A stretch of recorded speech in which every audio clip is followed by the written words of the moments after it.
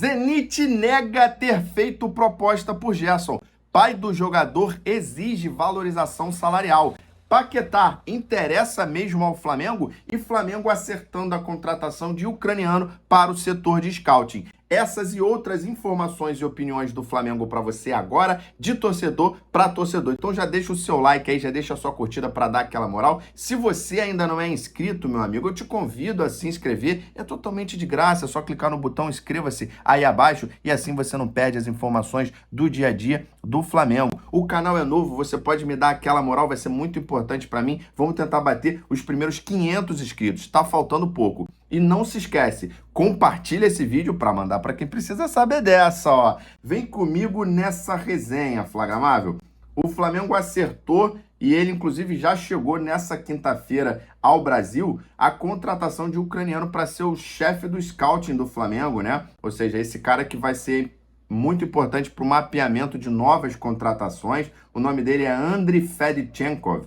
Ele trabalhou com o Boto no Shakhtar e também no PAOK da Grécia. Ele é um homem de confiança, eles trabalharam muito tempo juntos, o Boto gosta muito dele. Ele atualmente estava no Cardiff, da segunda divisão da Inglaterra, e já chega para trabalhar, já vai ser apresentado essa semana, esse final de semana, aos jogadores aí. Muita gente preocupada por conta do idioma, mas ele é poliglota, tá? Sabia não? Ele fala português fluente, ainda fala mais outras 4 línguas. Ele vai vir aí o que é chamado de Head Scouting, vai ser o novo Head Scouting do Flamengo. O José Boto falou sobre essa questão lá na pré-temporada nos Estados Unidos. Ele disse ser fundamental em todos os clubes e que para ele era uma das áreas mais importantes, mais sensíveis de um clube, essa questão do scouting, né? Da pesquisa de novos jogadores que não estão ali necessariamente na base do clube. Ele não falou sobre estar nada certo ou errado no scout no Flamengo, mas que como ele vem dessa área, ele queria deixar o scout com a cara dele e a gente já está vendo a primeira ação é trazer esse braço direito dele. O Flamengo hoje tem um head scout que não vai ser demitido, ele apenas vai ser trazido para a base do Flamengo, vai ficar responsável só a contratação de base e esse ucraniano para o time profissional. Eu espero que esse profissional ele venha principalmente para mapear o mercado sul-americano, que está aqui do nosso lado. Aproveitar que a nossa moeda é mais forte, aproveitar que a gente está perto, porque, por exemplo, times como o Chelsea vive trazendo, levando, né, jogadores do Equador, por exemplo. Tem muito equatoriano jogando lá no Chelsea da Inglaterra. Por que o Flamengo não vê esses jogadores? Estão aqui do lado, o Chelsea consegue ver, o Flamengo não. Uns argentinos, uruguaios, tem um monte de sul-americano fazendo sucesso no mundo, na MLS, e o Flamengo não percebe isso. Outros times aqui no Brasil já fazem isso, como o Botafogo, o Palmeiras. Então eu espero que o Flamengo passe a mapear melhor esse mercado, até porque o Flamengo não pode viver apenas de grandes contratações de jogadores renomados. Daqui a pouco o elenco, cada um aí vai estar recebendo 2 milhões e não há clube que aguente. O Flamengo tem que contratar jogadores jovens com potencial de revenda no futuro. Falando de um desses jogadores que está fazendo sucesso, que é a base do Flamengo, que é o Lucas Paquetá. Saindo muitas informações aí, principalmente ontem, né, na quinta-feira, que o Paquetá estaria negociando com o Flamengo. Acontece que isso veio à tona porque um dos agentes do Paquetá visitou o Ninho do Urubu. Nessas visitas de praxe, né, que os empresários fazem. Inclusive, ele é o mesmo empresário do Vini Júnior. E, óbvio, viram ele lá, ele teve uma reunião de fato com o José Boto, não se sabe exatamente para que foi essa conversa, essa reunião, mas eles deixaram aí aberto a possibilidade de, depois do julgamento, um dia quando o Paquetá voltar ao Brasil, voltar para o Flamengo. A gente sabe que ele tem uma identificação muito forte. É o dia a dia dos caras, né? Os diretores de futebol têm relações com esses empresários. É como representantes de marca de produto que visitam uma empresa, não necessariamente para vender, mas para saber como tá, para saber as possibilidades, as necessidades e pensar no futuro. Então, essas visitas elas acontecem sempre, não é uma coisa anormal, né? Mas como se trata de um grande jogador e de um grande clube, muita gente já cogitando essa possibilidade.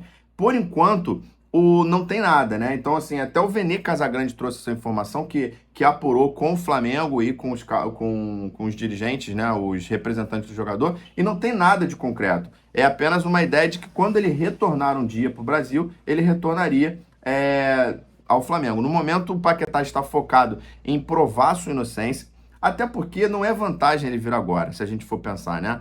Imagina o que que a promotoria, o que que os advogados que vão acusar o Paquetá não vão falar se ele fizer uma transferência antes desse julgamento. Vão falar que ele está fugindo. Até porque o primeiro momento, se ele for punido, ele seria punido apenas no futebol inglês. Então ele poderia jogar em outros lugares do mundo. Ele estaria meio que assumindo que ele é culpado, né? Então eu acho que até por uma questão de planejamento, de estratégia, é melhor que o Paquetá fique lá na Inglaterra, prove sua inocência. Se aí ele não conseguir, ele vai vir para cá. Porque, obviamente, depois que ele for punido na Inglaterra, vão pedir que ele seja punido no mundo todo até chegar em sua FIFA. A gente não tem como saber, vamos esperar os próximos capítulos, mas a grande verdade é que não é vantagem para o Paquetá e nem para o Flamengo. É muito risco trazer o jogador nesse momento. Falando do assunto principal aqui do nosso vídeo, que é o Gerson. Muitas pessoas falando também nos últimos dias, inclusive eu trouxe a informação de uma pessoa que cobre o Flamengo, não sei na é verdade, não vou nem falar o nome dele aqui, mas não sei se ele é jornalista, mas ele trouxe a informação de que o Zenit teria feito uma proposta de 28 milhões de euros pelo Gerson, né? Aí depois muita gente repercutiu isso, e aí a gente tem que apurar as três pontas, né? As três pontas são o quê? O Zenit, o Flamengo e os empresários do jogador. E a coluna do Fla, que é um desses veículos mais sérios, apurou essas três pontas e a resposta que o Zenit deu é que, na verdade, não houve proposta e que isso é uma tentativa do representante do jogador de aumentar o salário dele no Flamengo. E acrescentou que o único jogador que faz parte, ou seja, que interessa ao Zenit é o Wesley, que de fato eles fizeram algumas propostas aí nas últimas semanas.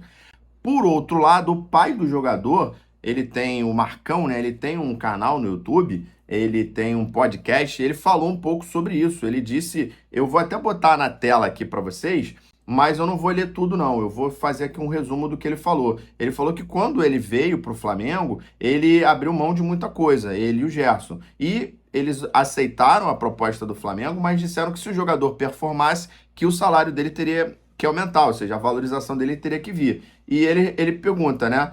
Uma pergunta retórica, a valorização veio? Veio? Não, não veio. Então, ele está cobrando essa valorização, né? E depois ele diz também que a questão do Gerson ter o menor salário dentro do que ele chama de pelotão de elite. O Gerson tem um dos menores salários. Recentemente, a gente já viu o mesmo discurso com relação ao Pulgar, que os empresários dele falaram que ele recebe o menor salário dentre os meio-campo do Flamengo. Ou seja, o que a gente vê, e aí ele finaliza aqui falando que o Gerson é muito flamenguista, que o Gerson abriu mão de muita coisa, que ele é Flamengo, é torcedor do clube, mas espera que o Flamengo tenha um pouquinho de amor por ele também, né? Isso são palavras não do jogador, mas sim do pai do jogador.